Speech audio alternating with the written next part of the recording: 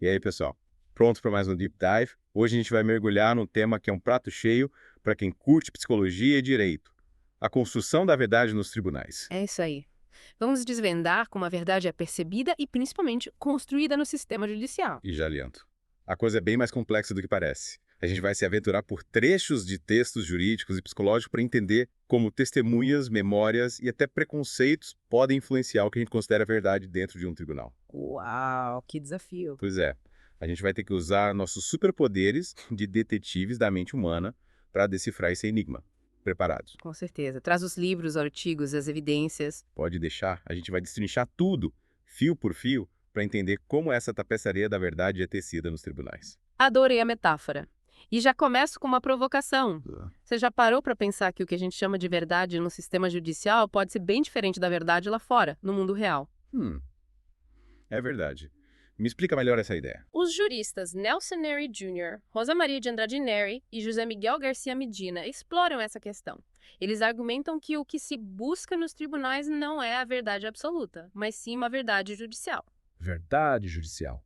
Parece até um paradoxo, né? Pois é, mas faz todo sentido quando a gente entende que essa verdade judicial é construída a partir das provas, dos depoimentos, dos argumentos apresentados dentro do processo. É como montar um quebra-cabeça, sabe? Ah, entendi. É como se a gente estivesse juntando as peças para formar uma imagem, mas com a consciência de que algumas peças podem estar faltando, outras podem estar danificadas. Exatamente. E a imagem final, a verdade judicial, pode ser interpretada de diferentes maneiras. Nossa, que loucura. Então o foco não é descobrir a verdade, mas sim construir uma versão plausível dela a partir do que está disponível no processo. Isso mesmo. E o José Miguel Garcia Medina coloca isso de uma forma bem clara, ele diz. É um equívoco afirmar-se, como faz a lei processual, que se prova a verdade dos fatos. Não é a verdade dos fatos que se busca. Pode-se, porém, falar em verdade ou falsidade da afirmação do fato, prova-se a afirmação extraindo-se dos autos elementos que a corroborem. Caramba, que frase complexa. Me explica de um jeito mais simples. Basicamente, ele está dizendo que a gente não busca a verdade absoluta do que aconteceu, mas sim se o que está sendo afirmado é verdadeiro ou falso, dentro do contexto do processo, com base nas provas e nos depoimentos. Entendi. É como se a gente estivesse criando uma narrativa, uma história a partir das peças do quebra-cabeça. Perfeito. E essa narrativa é o que a gente chama de verdade judicial. Mas e as testemunhas? Como Que elas se encaixam nessa história? As testemunhas são peça-chave nesse quebra-cabeça. Mas Mas é aí que a psicologia entra em cena, mostrando que a percepção, a memória e a forma como as informações são expressas podem influenciar e muito o que é considerado verdade no sistema judicial. Nossa, é mesmo. A gente tende a acreditar que a testemunha viu tudo direitinho, lembra de tudo com clareza, mas a realidade é bem diferente, né? Totalmente. A psicóloga Maria Cristina Meirelles Ortiz coloca que dentro do processo judicial, a verdade é uma construção, uma atribuição de sentido ao conflito. E as testemunhas contribuem para essa construção com seus relatos, que são influenciados por uma série de fatores. E por quê? Desde os mais básicos, como a luminosidade do ambiente, o barulho, a quantidade de pessoas presentes, até fatores mais complexos, como o estado emocional da testemunha, seus preconceitos, suas experiências anteriores. Caramba. Quer dizer que até a verdade científica entra nesse jogo. Tipo, o exame de DNA que parece ser a prova definitiva, ainda assim pode ser interpretado de diferentes maneiras dentro de um caso. Exato. Lembra do caso Jeffrey McDonald. Aquele médico do exército americano que foi acusado de matar a esposa grávida e as filhas. Ele mesmo. As provas de DNA foram usadas tanto pela acusação quanto pela defesa para tentar construir suas versões da história. E o caso se arrastou por anos, né? Me lembro de ter lido sobre isso. Pois é. O DNA, que a gente costuma ver como a prova definitiva, acabou sendo questionado e reinterpretado ao longo do processo. É, parece que a busca pela verdade nos tribunais é um caminho cheio de curvas, né? Mas como a gente faz para navegar por esse labirinto sem se perder? Aí que entra o trabalho de pesquisadores como a Graziella Ambrosio, que se debruçam sobre a psicologia do testemunho, desvendando como a percepção, a memória e a forma como as informações são expressas podem ser distorcidas, influenciadas, até mesmo manipuladas. Nossa, que intrigante. Então a gente não pode simplesmente confiar cegamente no que as testemunhas dizem. É preciso ter cautela, analisar o contexto, as evidências, o histórico da pessoa. É um trabalho de detetive. Uau! Parece que a gente tem muita coisa para desvendar ainda. Mas me diz uma coisa, como a percepção e a memória se conectam na hora de uma testemunha depor? Ótima pergunta. Imagine a testemunha como uma câmera que registra um evento. A percepção é a lente dessa câmera, que capta as imagens, mas pode sofrer distorções. A memória é o cartão de memória, que armazena as informações. mas pode perder dados ou ser corrompida. E a expressão, onde ela entra nessa história? A expressão é a forma como a testemunha descreve o que viu, como ela traduz as imagens e os dados armazenados em palavras. Mas a linguagem pode ser imprecisa, incompleta, até mesmo manipulada. Nossa, que analogia interessante. Então não basta apenas ter presenciado algo para ser uma testemunha confiável.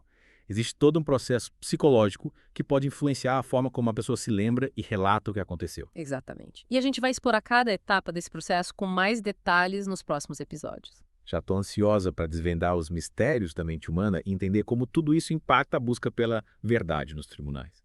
Mas por hoje acho que a gente já deu bastante trabalho para os nossos neurônios, né? É verdade. Melhor a gente dar uma pausa para processar tudo isso. Combinado.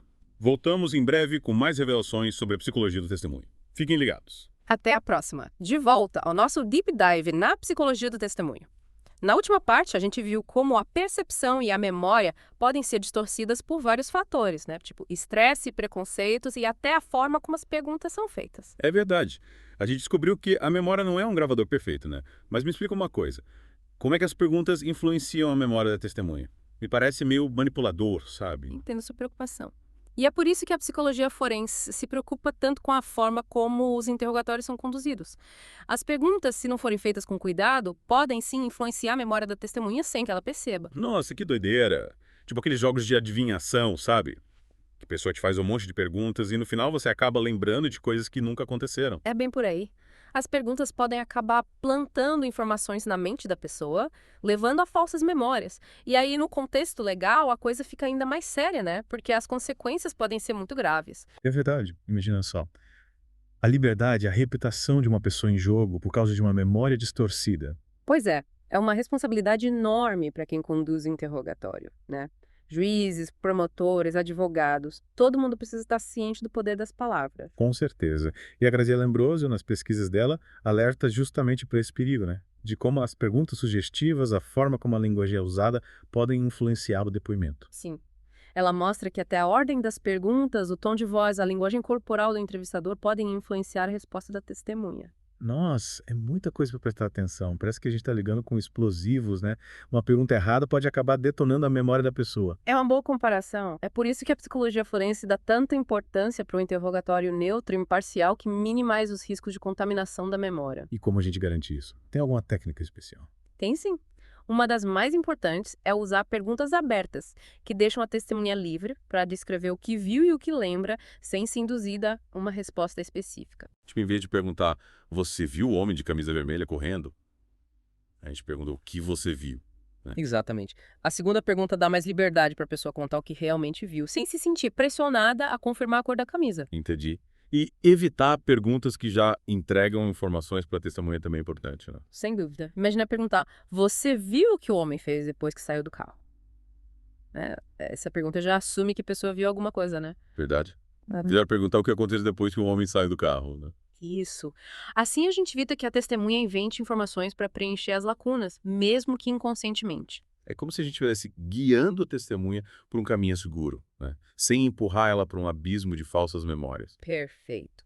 A gente precisa construir uma ponte entre a memória da testemunha e a verdade dos fatos, sem contaminar o terreno com as nossas próprias ideias. Falando em terreno contaminado, lembrei de outro fator que pode atrapalhar a busca pela verdade nos tribunais: o viés racial. É verdade. O viés racial é um fantasma que assombra o sistema judicial. E como esse fantasma se manifesta na prática? De várias formas, infelizmente.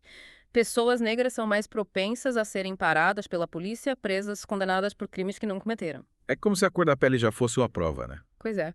E no caso do testemunho, o viés racial pode levar a erros de identificação, a distorções na memória. E o que a gente pode fazer para combater esse fantasma? É uma luta constante. A gente precisa de um sistema judicial mais justo que trate todo mundo com igualdade, independente da cor da pele. E o CNJ, o Conselho Nacional de Justiça, tem alguma recomendação para evitar que o racismo influencie os processos? Tem sim. O CNJ tem se esforçado para combater o racismo no sistema judicial, publicando resoluções e recomendações. E sobre o testemunho, o que eles recomendam? Uma coisa importante é usar uma linguagem neutra, sem termos racistas ou que reforcem estereótipos. Tipo, Evitar usar suspeito para se referir a pessoas negras, por exemplo.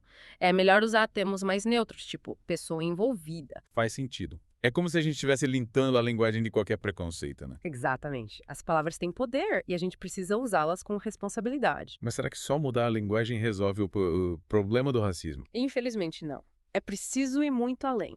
Mudar as estruturas, combater a discriminação em todas as suas formas.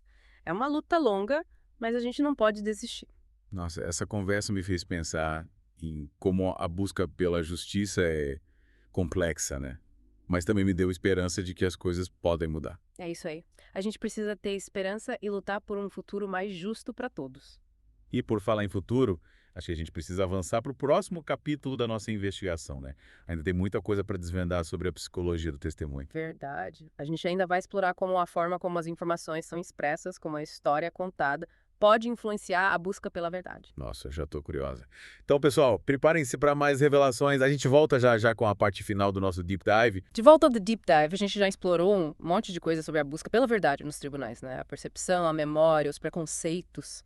A gente viu como a mente humana é complexa e como isso impacta tudo, né? Mas ainda falando um pedaço importante desse quebra-cabeça, né? Verdade. Falta a gente entender como a informação é comunicada, como a história é contada pela testemunha. É mesmo. Porque, no fim das contas, o que chega aos ouvidos do juiz, dos jurados, é a narrativa da testemunha, né? Exatamente. A Gazelle Ambrosio fala muito disso nas pesquisas dela.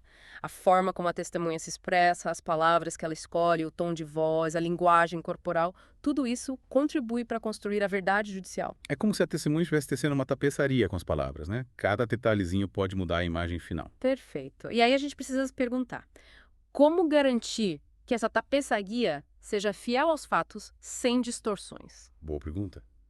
A gente não quer que a história seja abordada com informações falsas ou imprecisas, né? É por isso que é tão importante ter um ambiente acolhedor durante o interrogatório, sabe? Um ambiente onde a testemunha se sinta à vontade para falar, sem medo, sem pressão. É verdade. Imagina só. A pessoa já tá nervosa por estar num tribunal aí, né? Tem que lidar com perguntas confusas, com um entrevistador impaciente. Ter receita para dar tudo errado. A testemunha pode acabar se atrapalhando, se contradizendo, omitindo informações importantes. Nossa, é mesmo. O papel dos juízes e advogados é crucial para criar esse clima de confiança. Com certeza. E isso envolve desde a linguagem utilizada até a postura corporal. O quê? Me explica melhor isso. Que tipo de linguagem ajuda a testemunha a se expressar melhor? Primeiro de tudo, Não é? nada de juridiquês. A linguagem precisa ser clara, simples, que qualquer pessoa possa entender. Tipo, falar português, né? Isso. A gente quer facilitar a comunicação, não criar barreiras, né? Imagina a testemunha tendo que decifrar um monte de termos técnicos, expressões complicadas. A chance de dar um nó na cabeça da pessoa é grande. E além da linguagem, o que mais é importante? A postura do entrevistador também faz toda a diferença. Mostrar respeito, empatia, paciência. Ouvir com atenção sem interromper toda hora. E a linguagem corporal. Também conta muito. Olhar nos olhos da pessoa, mostrar que você está prestando atenção. Evitar cruzar os braços, que pode passar a impressão de que você está fechado, sabe? Ah, entendi. A gente precisa usar todas as ferramentas da comunicação para criar um ambiente onde a testemunha se sinta segura para contar a história dela. Exatamente. É como se a gente estivesse construindo uma ponte entre a memória da testemunha e a verdade dos fatos, sabe? Que legal essa imagem da ponte. Mas e se a testemunha tiver dificuldade para se expressar, mesmo com todo esse cuidado? Nesses casos, a gente pode usar algumas técnicas para ajudar, por exemplo, usar imagens, fotos, desenhos, para ajudar a pessoa a se lembrar dos detalhes, sabe? Ah, entendi. É como se a gente desse um mapa para a pessoa se guiar pelas lembranças dela. Isso mesmo. E o silêncio também é importante, sabia? Dar tempo para a pessoa pensar, organizar as ideias. Às vezes a gente precisa silenciar a mente para ouvir a voz da verdade, né? Mas e como a gente sabe se a testemunha está sendo sincera? Essa é a pergunta que não quer calar, né? Infelizmente não tem como ter certeza absoluta, mas a psicologia forense tem ferramentas para analisar o comportamento da pessoa, para avaliar a credibilidade do que ela está falando. Tipo o quê? Me conta. Uma coisa é analisar a coerência do discurso, né? Se a história tem contradições, se as peças não se encaixam. É como um quebra-cabeça que não fecha, né? Exatamente. A linguagem corporal também pode dar pistas. Se a pessoa está nervosa demais, se evita contato visual, se muda o tom de voz de repente. Nossa, parece que a gente precisa virar detetive para desvendar a verdade, né? Por aí. Mas é importante lembrar que a verdade nem sempre é fácil de encontrar. E que as pessoas podem se enganar, podem ter falsas memórias. E a gente precisa ter cuidado para não julgar, né? Para não tirar conclusões precipitadas. Com certeza. A busca pela verdade nos tribunais é um desafio e tanto, mas é um desafio que vale a pena. A gente precisa ter empatia, compaixão e usar a psicologia como uma ferramenta para construir um sistema judicial mais justo e humano. Nossa, que reflexão profunda. É isso que eu adoro no The Deep Dive. A gente aprende, se questiona, expande os horizontes. E, no fim das contas, o mais importante é a gente continuar buscando a verdade, né? Com responsabilidade, com ética, com respeito pela dignidade humana. É isso aí. E com essa mensagem inspiradora, a gente encerra mais um The Deep Dive. Espero que vocês tenham curtido essa viagem pelos labirintos da mente humana. A gente se encontra no próximo episódio com mais mistérios para desvendar. Até lá!